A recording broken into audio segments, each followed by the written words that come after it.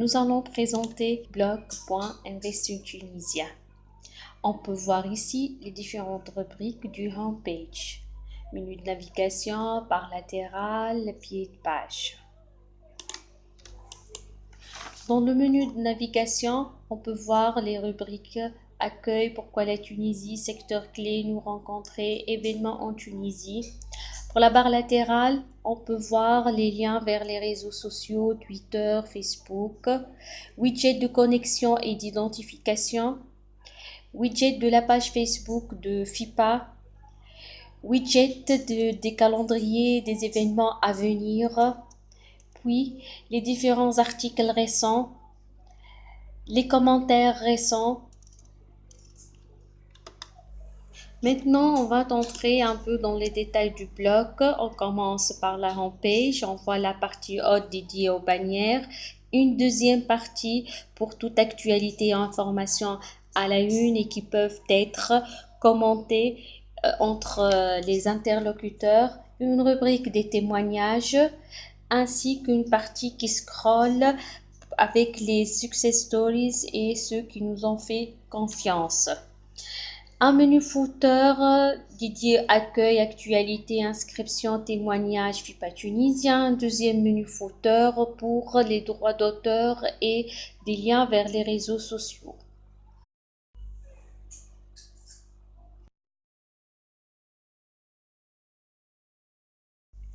En cliquant sur le lien actualité, nous basculons vers une page dédiée avec une barre latérale à droite et une autre à gauche.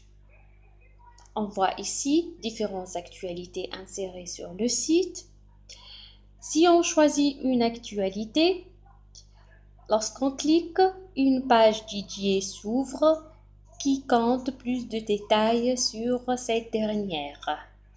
Puis, une barre qui nous propose d'autres actualités à lire et à consulter. Pour finir, il y a une rubrique dédiée à un petit forum de discussion entre les interlocuteurs. Maintenant, on passe pour voir une page interne du blog. On va choisir la page position géographique privilégiée. Voilà, on peut voir le contenu de la page.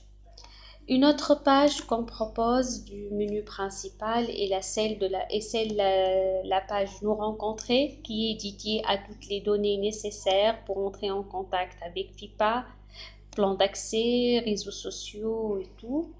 À la fin, on a inséré un lien de contact pour tout message et demande d'information.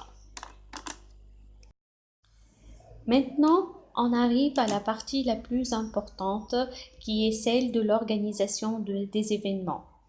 On peut voir le nom de l'événement choisi avec les différentes informations utiles, à savoir programme, inscription, lieu de l'événement et le networking. En cliquant sur le lien du networking, on bascule vers l'espace de rencontre et le forum de discussion dédié aux participants. Un forum déjà ouvert avec différents sujets et thèmes de discussion disponibles à tout participant.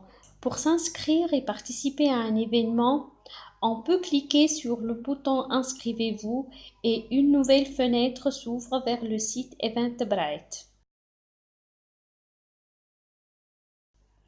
On voit ici la page représentative de l'événement. En cliquant sur S'inscrire,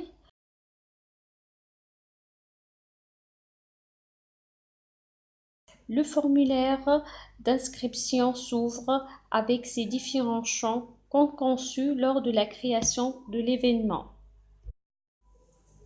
On voit ici le panneau de gestion pour voir le nombre de réservations sur le nombre prévu de participants, nombre de visiteurs. On peut créer des invitations personnalisées de notre événement pour solliciter la participation de nos contacts ou inviter des gens à participer. Pour finir, il y a aussi un reporting et une analyse de notre événement. Maintenant, je termine par une petite tournée dans le back-office de notre blog. On peut voir le plugin Elementor qui nous a aidé à personnaliser nos pages, ainsi que différentes fonctionnalités installées comme BPPress.